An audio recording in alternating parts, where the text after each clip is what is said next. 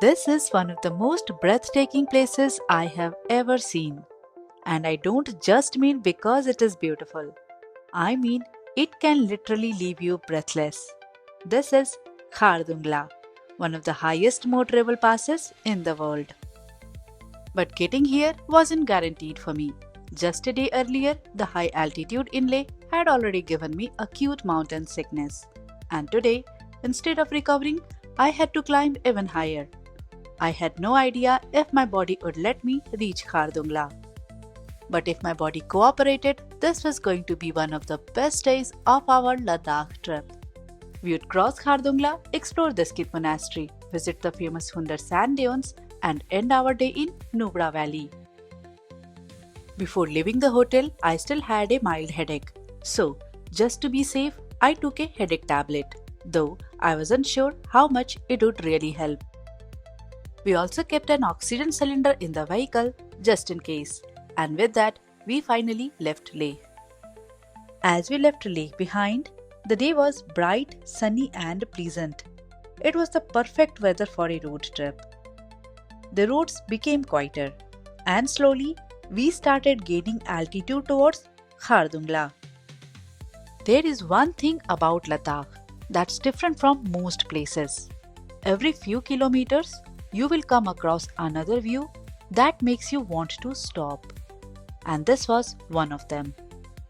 So we stopped for a few minutes. While enjoying the view, I realized my headache had started easing. I do not know if it was the rest, the medicine, or simply time, but for the first time since yesterday, I finally felt a little relieved. I quietly thanked God. It felt like my trip was finally getting back on track.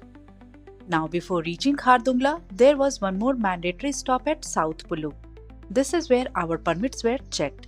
If you are visiting places like Nubra Valley or Pangong Lake, don't forget to get your permit in Leh before you start. Now, beyond South Pulu, the drive felt completely different. The roads became narrower, the climb became steeper. And then, the weather changed in an instant. Thick fog swallowed the mountains. For a few minutes, we could barely see what was ahead. At that point, all we could do was trust our driver and keep moving. One careless mistake here can have serious consequences. These roads demand patience and experience. So, if you're planning to drive to Khardungla yourself, make sure you are comfortable driving on steep high altitude mountain roads. Keep in mind that mountain weather changes incredibly fast. The weather in Leh can be bright and sunny, while Khardungla can be covered in clouds or even fresh snowfall. About 40 kilometers after leaving Leh, we finally reached Khardungla. Standing here, it felt unreal. Snow-covered peaks, freezing winds, prayer flags fluttering. It was everything I had imagined. But within minutes, the mountains reminded us where we were. Just a few steps, and I could already feel myself breathing harder. Talking was not easy. Walking was not easy either. And Viraj had already started complaining of ear pain. The rapid climb and sudden change in the altitude had affected his ears. That is the reality of Khardungla.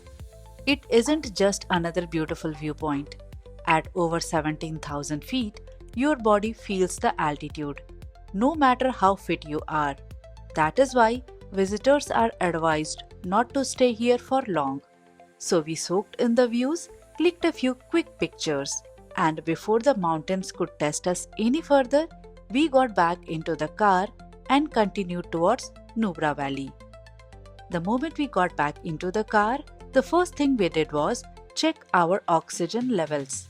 For two of us, the readings had already dropped. That was our reminder. At this altitude, your body comes first. So the plan was simple. Lose altitude, no unnecessary stops.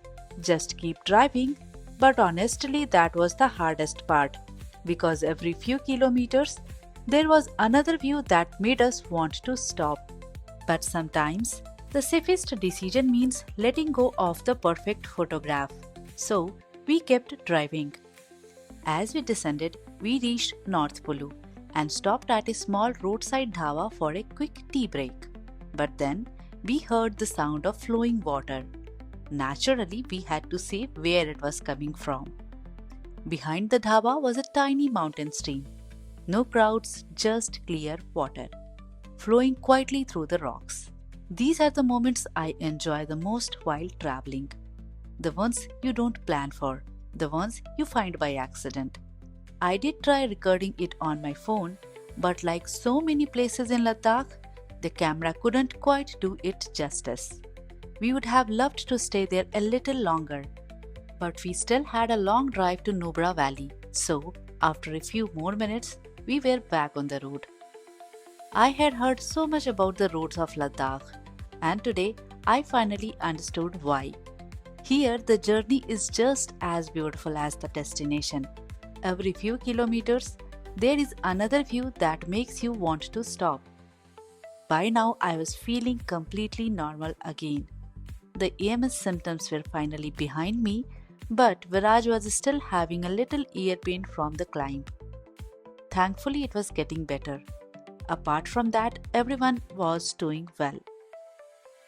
We saw teams from the Border Roads organization working in these harsh mountains.